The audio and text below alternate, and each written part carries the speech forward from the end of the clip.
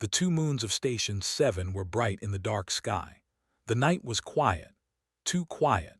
Dr. Park sat alone in her small medical room, looking at old patient files on her screen. She had been on this station for 3 years now. 3 long years as the only human doctor in a place where humans were not welcome. The station floated at the edge of known space. It was a meeting point for traders, travelers, and sometimes those who were running from something. But the real power in this sector belonged to the had learned about the before coming here.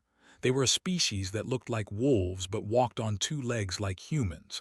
They stood 7 feet tall, sometimes taller. Their bodies were covered in thick fur that could be silver, black, or white. Their eyes glowed gold in the darkness. They had claws that could cut through metal and teeth that could crush bone. But what made the truly different was their pride. They believed they were the greatest species in the galaxy. They were warriors, hunters, conquerors, and they looked at humans the way a wolf might look at a rabbit. Soft, weak, not worth their time. In 3 years, not a single had come to for help. They had their own healers, their own medicine, their own ways. When they walked past her in the station corridors, they did not even look at her. She was invisible to them, less than invisible. She was nothing. Had accepted this. She helped the other species who came to her door. She studied alien medicine in her free time. She learned about bodies that had blue blood, green blood, no blood at all. She became good at her job, very good. But she always wondered what it would be like to treat a. Their bodies were so different from anything she knew. 2 hearts instead of 1. Blood that carried copper instead of iron. Cells that could heal wounds in hours instead of days. They were like nothing else in the universe. She never thought she would get the chance to find out. The alarm came at midnight. It was loud and sharp, cutting through the silence like a knife. Jumped from her chair, her heart beating fast. The alarm meant someone was coming, someone in trouble. She ran to the main door of the medical bay and waited. Through the small window, she could see the corridor outside. It was empty. Then she heard it, heavy footsteps, running, getting closer. The door exploded open. Stumbled backward as the largest she had ever seen crashed into her medical room. He was massive, even for his kind. His fur was dark, almost black. His golden eyes were wild with something she had never seen in a before. Fear. In his arms he carried another. This one was smaller, with beautiful white fur that seemed to glow in the harsh medical lights. But something was wrong. The white fur was stained with violet. Blood, so much blood. The female was dying. Recognized the male. His name was, he was a pack commander, one of the highest ranks in military. He was famous across the sector, famous for his strength, famous for his victories in battle, famous for his hatred of humans. She had heard him once, speaking to other in the station market. He had called humans weak, pathetic. He had said that humans were like insects, crawling on the ground while they flew above them. He had laughed at the idea of ever needing anything from a human. But he was not laughing now. Looked at with those golden eyes. His whole body was shaking, not from cold, not from anger, from fear, pure, terrible fear. The female in his arms let out a soft whimper. Her eyes were half closed. Her breathing was shallow and weak. She was slipping away, moment by moment, getting closer to death. Opened his mouth. For a moment no sound came out. The proud warrior, the great commander, could not find his words. Then he spoke and his voice was broken. "Human," he said, "save her." Stared at him. She could not believe what she was hearing. "Please," continued, his voice cracked on the word. "She is my mate, my bonded, my everything. I am begging you." I was begging a human. It was impossible. It went against everything they believed, everything they were. But love, realized, was stronger than pride. She moved quickly, put her on the table now. Obeyed without question. He laid the white-furred female on the operating table with a gentleness that seemed impossible for someone so large, so powerful. His clawed hands trembled as he stepped back. "Her name," said as she grabbed her scanner. "What is her name?" Whispered, "Her name is." Began scanning the injured. The results appeared on her screen and her blood went cold. This was bad. This was very, very bad. Secondary heart was failing. Something was inside her, something that was eating her from within. Had read about this. A parasitic creature used as a weapon by the syndicate raiders who attacked ships in this sector. It was designed to kill. It fed on their copper blood. It inside their bodies, and there was no cure. "Your healers," said quickly. "Where are they? Why did you bring her to me?" His claws dug into his own palms. Violet blood dripped from his hands. "The nearest ship is 6 hours away," he said. "Has minutes. You were the only one close enough." He looked at her with desperate eyes. "You are her only hope." Looked at the dying on her table. She looked at the readings on her screen. She looked at the massive wolf warrior who had put aside everything he believed to beg for help from a creature he considered lesser. She took a deep breath. "I will save her," said. "I do not know how yet, but I will find a way." And somewhere deep inside her, a small voice whispered that this moment would change everything. His hands moved fast across her medical equipment. Screens lit up around her, showing numbers and images that painted a terrible picture. The parasite was spreading through his body like fire through dry grass. Every second that passed, it grew stronger. Every second that passed grew weaker. Stood in the corner of the room. He was too big for the small space. His shoulders almost touched both walls, but he had made himself as small as possible, pressing against the metal, trying to stay out of his way. His golden eyes never left his mate. "Talk to me," said without looking up from her work. "Tell me what happened to her." His voice was rough. "We were traveling back from the outer colonies. Our ship was small, just the two of us. We wanted time alone, away from the pack." He paused and pain crossed his face. "The syndicate found us." Knew about the syndicate. Everyone in this sector knew about them. They were pirates, raiders, killers. They attacked ships and stole everything valuable. And lately, they had been using biological weapons. "They boarded our ship," continued. "I killed most of them, but one of them had a needle. He stabbed before I could stop him. His claws scraped against the wall. I tore him apart with my bare hands, but it was too late. The poison was already inside her." "The is not poison," said. "It is a living creature, very small. It enters the blood and finds the heart. Then it begins to feed and multiply." She pulled up more data on her screen. The parasite was designed by someone who understood biology very well. It targeted the copper in their blood. It used their own bodies against them. "Your species has no cure for this," said. It was not a question. "No," his voice was barely a whisper. "When a is infected with a we say goodbye. We let them go peacefully." "You let them die." "Yes." The word sounded like it was being torn from his throat. "But I cannot let die. I cannot. She is my heart. She is my soul. Without her I am nothing." Finally looked up at him. She saw something she had never expected to see in a. She saw love. Deep, powerful, desperate love. The same love that any human might feel for the person they cherished most. In that moment was not an alien. He was not a wolf warrior. He was just a husband watching his wife die. "I am going to be honest with you," said. "My medical computer says that treating a is impossible for humans. Our medicine is not made for your kind. Your blood is different. Your organs are different. Everything about you is different." Shoulders dropped. The hope in his eyes began to fade. "But," continued, and his head snapped back up, "I have spent 3 years studying every species that comes to this station. I have read every paper about biology. I have run thousands of computer simulations. I am not a normal human doctor." She walked to a different screen and began pulling up her research files. Years of work appeared before her. Notes, theories, experiments. All the things she had done in her quiet hours when no one was watching, when no one cared about the human doctor in her little room. The feeds on copper blood, said slowly, thinking out loud. That is how it survives. That is how it grows. It cannot eat anything else. Yes, said, that is why it kills so well. But humans do not have copper blood, turned to face him. Humans have iron blood. Looked confused. I do not understand. How does that help?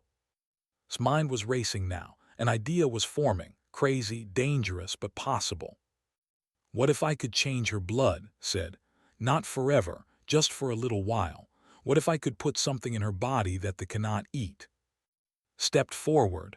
You want to give her human blood? Not exactly. Human blood would kill her. Copper and iron do not mix well in a living body. Was already moving to her chemical station, pulling out materials. But I can make something. A synthetic compound. It would carry iron particles, but in a way that her body might survive. Might survive. Stopped and looked at him directly. I will not lie to you. This has never been done before. I do not know if it will work. The compound might save her by killing or it might kill her faster. I am asking you to trust me with her life when I do not know what will happen. Was silent for a long moment. On the table, his breathing grew even weaker. Her white fur was now more violet than white, stained with her own blood. A soft sound escaped her lips. It might have been a word. It might have been a prayer. The syndicate took something from me today, said quietly. They took my pride when they hurt my mate. They took my honor when I could not protect her. They took my certainty that they are the strongest. He walked to the operating table and looked down at its face. With one clawed finger, he gently touched her cheek. I have hated humans my whole life, he continued. My father taught me that you were weak. My teachers taught me that you were foolish. My pack believes that you are nothing. He turned to look at, and in his golden eyes she saw something new, something that had not been there before. But right now, you are the only one who is trying to save her. You are the only one who has not given up. You are the only one who is fighting. He bowed his head slightly. So I will trust you, human. I will trust you with the most precious thing in my universe. Felt the weight of his words, the weight of his trust. This warrior, this proud commander, was putting everything in her small human hands. She could not fail him. Then let us begin, said. I need to work fast. The compound will take time to make, and we do not have much time left. She moved to her equipment and started the process. Behind her stood guard over his dying mate, watching the human doctor work. And outside the station, the two moons continued their slow journey across the sky, uncaring of the desperate battle for life happening below. The next 40 minutes were the longest of his life. She worked without stopping. Her hands mixed chemicals that had never been mixed before. Her eyes watched screens that showed her numbers and warnings. Her mind calculated and recalculated, checking her work again and again. The compound she was making was dangerous. Iron particles wrapped in a special coating that would let them survive in blood without causing immediate death. The coating would slowly break down over time, releasing the iron bit by bit. Just enough to poison hopefully not enough to poison. Hopefully. Watched her every move. He did not understand what she was doing. The chemicals, the machines, the glowing screens meant nothing to him. He was a warrior, not a healer. But he watched anyway because watching was all he could do. You are different from other humans I have met, said suddenly. Did not stop working. How so? You are not afraid of me. It was true. Most humans trembled when I came near them. They avoided eye contact. They spoke in quiet, careful voices. They acted like prey trying not to attract the attention of a predator. But had not done any of those things. From the moment crashed through her door, she had treated him like an equal. She had given him orders. She had demanded answers. She had looked him straight in his golden eyes without flinching. I do not have time to be afraid, said simply. Fear would slow me down, and right now every second matters. Made a sound that might have been a laugh if it were not so sad. My people believe that humans feel too much fear, that it makes you weak. Your people are wrong. Carefully measured a blue liquid and added it to her mixture. Humans feel fear just like everyone else, but we have learned to work through it, to push it aside when we need to. That is not weakness, that is strength. On the table let out a small cry. Her body shook once, twice. Then she went still again. Her breathing was getting slower. Her hearts were getting weaker. "How much longer?" asked, his voice tight with worry. "Almost done." Hands moved faster, 2 more minutes. Those 2 minutes felt like 2 hours. Finished mixing the compound and loaded it into a special needle. The liquid inside was silver like mercury, but it glowed faintly with an inner light. She walked to the operating table and looked down at. The female was barely alive now. Her white fur had lost its shine. Her eyes were closed. Her chest barely moved with each shallow breath. "I need to inject this directly into her secondary heart," said. "That is where the is centered. If I can get the compound there, it will spread through her whole body." "Move to the other side of the table. What do you need me to do?" "Hold her down. When the compound enters her blood, it will hurt, a lot. Her body will fight it. She might thrash around. She might try to get up. You need to keep her still so she does not hurt herself or pull out the needle." Nodded and placed his large hands gently on shoulders. Even in this terrible moment he was careful with her, gentle, loving. Took a deep breath. This was it. Everything came down to this moment.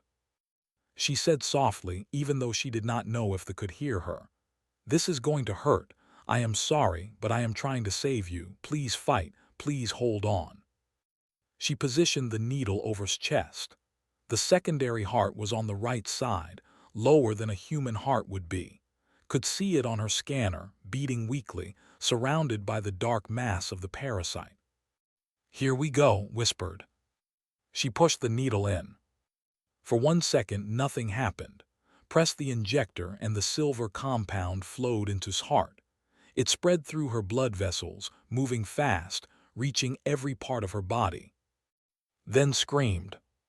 The sound was unlike anything had ever heard. It was not human. It was not even entirely animal. It was a howl of pure agony that seemed to shake the walls of the medical bay. His eyes flew open, burning gold, and her whole body arched off the table. Held her down with all his strength. His muscles strained. His claws dug into the table's surface. "Hold on, my love," he growled. "Hold on, fight it, fight." Watched her screens with wide eyes. The compound was working. She could see it spreading through his blood, changing the color from violet to something darker, and she could see the reacting. The parasite was dying. It thrashed inside his heart like a fish out of water. It tried to feed, but the iron in the blood was poison to it. It tried to multiply, but its offspring died as soon as they were born. It was starving, choking, dissolving. But was suffering too. Her body temperature was rising. Her hearts were beating too fast, then too slow, then too fast again. The iron compound was burning through her veins like liquid fire. Her screams turned into whimpers, then into gasps, then into silence. "Is it working?" demanded. "Is she going to live?" Did not answer. She could not answer. She was watching the screens, watching the battle happening inside his body. The against the iron compound. Alien biology against human medicine. Life against death. His body went still. Her eyes closed. For one terrible moment thought she had failed. She thought she had killed her patient instead of saving her. Then the secondary heart gave one strong beat. Then another. Then another. On the screen, the dark mass of the began to shrink. It was dissolving, breaking apart, dying. The parasite that had no cure, the weapon that had killed so many, was being destroyed by human medicine. His breathing steadied. Her body relaxed. The burning sensation was fading as her natural healing abilities began to filter the iron compound out of her blood. She was alive. It worked, breathed. It actually worked. Stared at his mate. Tears were forming in his golden eyes. Did not cry often. Their pride usually did not allow it, but in this moment did not care about pride. He whispered, his voice breaking, "Can you hear me?" Her eyes fluttered open. They were weak, tired, but alive, so beautifully alive. She whispered back, "I heard you," begging. He let out a sound that was half laugh, half sob. "I would beg 1,000,000 times for you." Stepped back from the table, suddenly feeling all the exhaustion she had been pushing aside. Her hands were shaking. Her legs were weak. She had just done something that should have been impossible. And somehow, against all odds, it had worked. The hours that followed were quiet ones. Slept on the medical table, her body slowly healing itself. There was completely dead now, dissolved into nothing by the iron compound. Her blood was returning to its normal violet color as her biology filtered out the foreign substance. Her two hearts beat steadily, strongly, like drums in the night. Sat in her chair, too tired to move.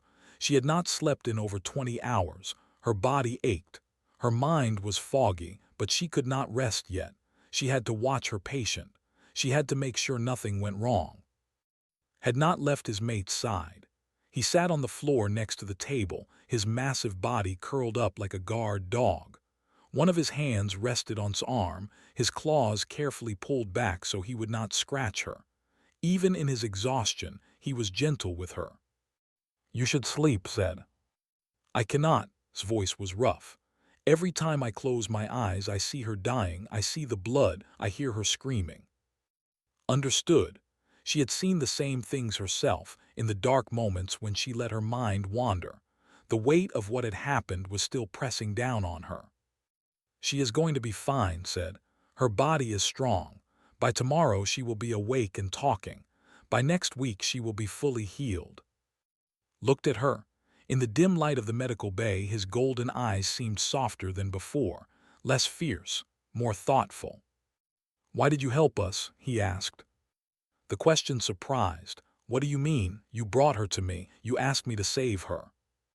"Yes, but I also insulted you. I called your kind weak and pathetic. I said humans were like insects." Looked down at the floor. "I said these things in public where you could hear me. And yet when I came to you tonight, you did not hesitate. You did not refuse. You did not even mention my words." Was quiet for a moment. She thought about all the times she had been ignored by all the times they had walked past her without a word, all the times they had made her feel small and unimportant. "When I became a doctor," she said slowly, "I made a promise. I promised to help anyone who needed help, no matter who they were, no matter what they had done, no matter how they treated me." She shrugged. "That is what doctors do. At least that is what human doctors do." Stared at her like he was seeing her for the first time. "Among the," he said, "healers only help those who deserve it. If someone has insulted you or wronged you, you have the right to refuse them. It is considered fair. It is considered just." "That sounds lonely," said. "It is the way of the strong." "No," shook her head. "It is the way of the alone. Strength is not about refusing to help others. Strength is about helping even when it is hard, even when the person does not deserve it, even when you gain nothing from it." Was silent. He seemed to be thinking deeply about her words. On the table stirred. Her eyes opened slowly, and she looked around the room with confusion. When she saw, her face relaxed into a weak smile. "You stayed," she whispered. "I will always stay." Rose to his feet and leaned over her, touching his forehead to hers. It was a gesture of deep affection, new, a sign of bonding, of love. "How do you feel?" asked, moving to check her screens. "Like I was burned from the inside," said honestly, "but also alive, very alive." She turned her head to look at, "You are the human doctor." "Yes, my name is Park." "You saved me." "I did what I could." His golden eyes studied her carefully. There was intelligence in those eyes, curiosity, and something else that could not quite identify. That has killed hundreds of said. Warriors, healers, children, we had no defense against it, no cure. And yet you, a single human with simple equipment, found a way to stop it. It was just an idea, said, feeling uncomfortable with the attention. I got lucky. No, shook her head slowly. It was not luck, it was knowledge, creativity, determination. She paused. It was humanity. The word hung in the air. Humanity. Had never heard her say it without disgust or mockery, but said it like it was something precious, something to be respected. My people have been wrong about yours, continued. We saw your soft skin and small bodies. We saw that you had no claws, no fangs, no natural weapons. We thought this made you weak. She reached out and took his hand. The grip was gentle, careful, mindful of her greater strength. But we did not see what was inside you, the fire in your hearts, the light in your minds, the stubborn refusal to give up, even when everything seems impossible. Nodded slowly. I have fought many enemies in my life. I have killed warriors from a dozen different species, but I have never met anyone as brave as you were tonight, Dr. Park. You faced death without flinching. You fought a battle you had no reason to expect to win. And you did it not for glory or reward, but simply because someone needed help. Felt tears forming in her eyes. She blinked them away quickly, embarrassed. I am just a doctor, she said. I was just doing my job. No, said firmly. You were being human, and I am beginning to understand that being human is something extraordinary. He straightened up to his full height and looked down at. Then, slowly, deliberately, he placed his right hand over his heart and bowed his head. It was the salute of highest respect, reserved for great warriors, for legendary heroes, for those who had earned eternal honor. No had ever given it to a human before. From this moment forward, declared, you are no longer a stranger to me. You are no longer an outsider. You saved my mate's life, and that debt can never be repaid. But I swear to you, Dr. Park, that I will spend the rest of my days trying. Smiled weakly from the table, and so will I. Stood in her small medical bay, surrounded by simple equipment and flickering screens, and realized that something important had just happened. Something that went beyond saving a single life. The wall between humans and had cracked. And through that crack, light was beginning to shine. News traveled fast in the galaxy. Within 3 days, everyone in the sector had heard the story. A human doctor had saved her from not just any, but the mate of Pack Commander, one of the most powerful wolves in the coalition. She had done what no healer could do. She had used human medicine to defeat an enemy that had killed hundreds. At first, many refused to believe it. They said it was a lie, a trick, propaganda from the humans to make themselves look important. How could a soft, weak, clawless human do something that the greatest healers could not? But then spoke. He sent a message across every communication channel in the sector. His face appeared on screens throughout the station, in ships, on distant planets. The great warrior, the proud commander, looked into the camera and told the truth. He told them about the attack, about his injury, about his desperate run to the human medical bay. He told them about Dr. Park and her impossible cure. He told them about watching his mate die and watching a human bring her back to life. And then he said something that shocked everyone. I was wrong, declared. I spent my whole life believing that humans were beneath us. I taught my warriors to look down on them. I laughed at their weakness and mocked their softness. But I was blind, I was foolish, and I was wrong. He paused, and when he spoke again, his voice was thick with emotion. A human saved my mate's life. Not because I paid her, not because I threatened her, not because she had anything to gain. She did it because that is who she is. That is what humans are. They help others, even others who have treated them badly. They fight impossible battles even when they expect to lose. They never give up, even when all hope seems lost. His golden eyes burned with fierce conviction. They have always believed that strength comes from power, from claws and fangs and the ability to kill. But I have learned that there is another kind of strength, a human kind of strength. It is the strength to be kind when kindness is not deserved, the strength to help when helping is hard, the strength to hope when hope seems foolish. He lifted his hand and placed it over his heart. From this day forward, I call Dr. Park a friend of the, I call her a hero, and I call upon all my people to open their eyes and see humans as I now see them, not as prey, not as insects, but as allies, as partners, as equals. The message ended, and the galaxy was never the same. 2 weeks later, the first medical ship arrived at Station 7. It carried a dozen healers who wanted to learn human medicine. They sat in small medical bay, these massive wolf warriors, and listened carefully as she explained her techniques. They asked questions. They took notes. They treated her with respect. More ships came. Scientists, researchers, diplomats, all wanting to talk to the human who had done the impossible, all wanting to understand how she had succeeded where others had failed. Answered their questions as best she could, but she always said the same thing. It was not about being special. It was about being human. 1 month after the incident and return to the station, was fully healed now, her white fur shining, her golden eyes bright with life and energy. She moved with the grace of a predator, all her strength restored. They found in her medical bay, working on a new research project. Dr. Park said and looked up with a smile.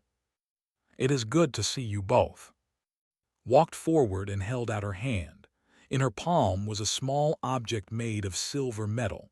It was shaped like a circle with intricate patterns carved into its surface. Recognized it from her studies.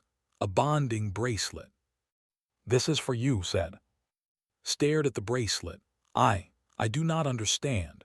Bonding bracelets are only given to pack members, to family." "Yes," said, stepping forward, "that is correct."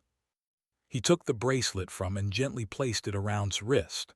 The metal was warm, and it seemed to pulse slightly, like a heartbeat. "You saved my mate's life," said. "That makes you pack, that makes you family. From this day forward, wherever you go, they go with you. Your enemies are our enemies. Your battles are our battles. You are not alone anymore, Dr. Park. You never will be again." Looked at the bracelet on her wrist. She looked at the two standing before her, the fierce wolf warriors who had once looked at humans with disgust and now looked at her with love. Tears fell from her eyes. She did not try to hide them. "Thank you," she whispered. "Thank you both." Pulled her into a gentle hug, careful not to squeeze too hard. "No, Dr. Park, thank you. Thank you for being human." In the years that followed, everything changed. Human doctors began serving on ships. Warriors began protecting human colonies. The two species, once separated by pride and prejudice, became the strongest alliance in the galaxy. Scientists worked together to create new cures for old diseases. Warriors fought side by side against common enemies. Families formed across species lines, something that would have been unthinkable before. And on Station 7, a small plaque was placed above the medical bay doors. It read, "Here a wolf begged and a human answered. Here the galaxy changed forever." Dr. Park went on to train thousands of doctors from hundreds of species. She received honors and awards from civilizations across known space. She was called a pioneer, a hero, a legend. But when anyone asked her about that night, the night when crashed through her doors with his dying mate in his arms, she always said the same thing. "I just did what any human would do. I saw someone who needed help, so I helped." And perhaps that was the most incredible thing of all. That humanity's greatest strength was not found in weapons or technology or power. It was found in something much simpler. Kindness. The willingness to help others, even strangers, even enemies, even those who had never shown kindness in return. The belief that every life has value. The hope that things can always get better. This was what it meant to be human. And this was why, across the countless stars of the galaxy, the word human was no longer spoken with mockery or disgust. It was spoken with respect, with admiration, with gratitude, because the humans had shown everyone what true strength looked like. And the galaxy would never forget.